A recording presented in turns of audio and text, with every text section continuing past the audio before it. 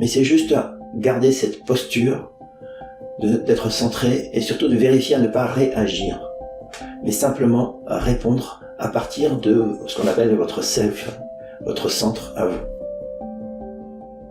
Comment répondre à la violence verbale? Ce qui est important déjà, c'est de comprendre que il y a une différence entre la violence et l'agressivité. Et bien identifier la différence entre les deux. Alors je m'explique. L'agressivité, c'est une personne qui est en colère, tout simplement, ou est mal à l'aise. Et là, c'est pas quelque chose qui est contre vous.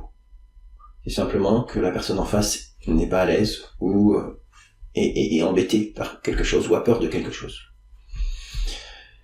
Et il y a, d'un autre côté, il y a la violence verbale. La violence verbale, c'est une intention de vous diminuer, vous considérer comme étant inférieur ou vous considérer comme étant supérieur à la personne qui est violente. Donc, il y a deux attitudes à avoir par rapport à l'agresseur et par rapport à la personne violente. Je vais rester sur la personne violente, puisque l'agresseur, c'est plus pour moi quelqu'un qui a besoin d'être écouté, entendu, qui est en difficulté. Et ça, c'est quelque chose qui est répandu par ce qu'on appelle la communication non violente, qui est de décrire les faits, la situation, votre ressenti, etc., etc. Mais la personne violente, c'est plus compliqué. Alors, ce qui est important par rapport à une personne qui est violente, qui vient, pour vous blesser, pour vous faire mal, verbalement, j'insiste, pas physiquement, verbalement, c'est juste de rester centré sur vous. Rester centré sur vous, ça veut dire écouter ce qui se passe en vous. Il peut y avoir une part de vous qui a peur, et bienvenue, mais de rester physiquement centré sur vous. C'est très important. Ça peut dissuader la personne qui est violente en face de vous. Si ce n'est pas le cas, en tout cas, ça va vous aider, vous, à savoir comment répondre sans réagir.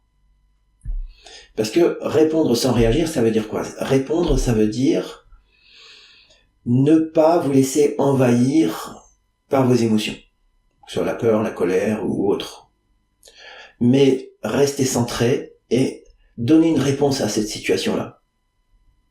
Ça peut être, peut-être, écouter la personne, écouter ce qu'elle vous dit, et la comprendre.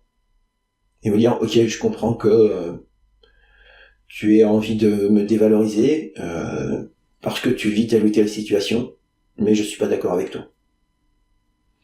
Ça peut être plein de réponses, c'est au cas par cas, on peut pas répondre, mais c'est juste garder cette posture d'être centré et surtout de vérifier à ne pas réagir, mais simplement répondre à partir de ce qu'on appelle votre self, votre centre à vous.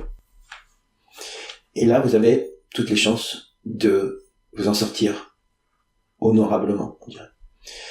Et ensuite, évidemment, faire en sorte de vérifier, de prendre soin de vous, et de voir s'il n'y a pas une part de vous qui a été choquée, brusquée, et donc de faire en sorte d'écouter ce qui s'est passé chez vous, mais dans un deuxième temps. Dans un premier temps, ce qui est important, c'est de bien rester présent à la situation, à vous, à la personne en face, et à la relation qui est entre vous. C'est la meilleure façon. Après, s'il y a une violence physique, c'est autre chose. Bien sûr, le devoir, ce serait de se protéger, évidemment. La légitime défense, ça existe toujours, et c'est important de pouvoir se protéger, mais on n'est pas toujours dans cette possibilité, parce qu'on peut être agressé, je dirais plutôt, violenté par plusieurs personnes. Et auquel cas, la situation est compliquée. Mais faire au mieux, et se protéger. Voilà ce que j'avais envie de dire. Et s'il y a une chose à retenir par rapport à une personne violente, c'est vraiment de rester centré, de rester dans votre position. Et si vraiment vous êtes en situation de danger, c'est pas hésiter à fuir, à partir. Il n'y a pas de honte à partir quand votre vie est en jeu.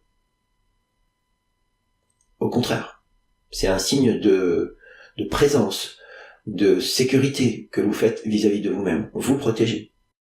Si tu aimes cette vidéo et que tu veux nous encourager à continuer, nous t'invitons à t'abonner à la chaîne, à liker l'épisode et à laisser un commentaire pour nous donner ton avis. Tu peux aussi partager cette vidéo avec ton entourage si tu penses que ça peut les intéresser. Si tu as envie d'aller plus loin, Gilles propose des trainings et coachings en intelligence émotionnelle. Retrouve toutes les informations sur le site odyssemotion.com.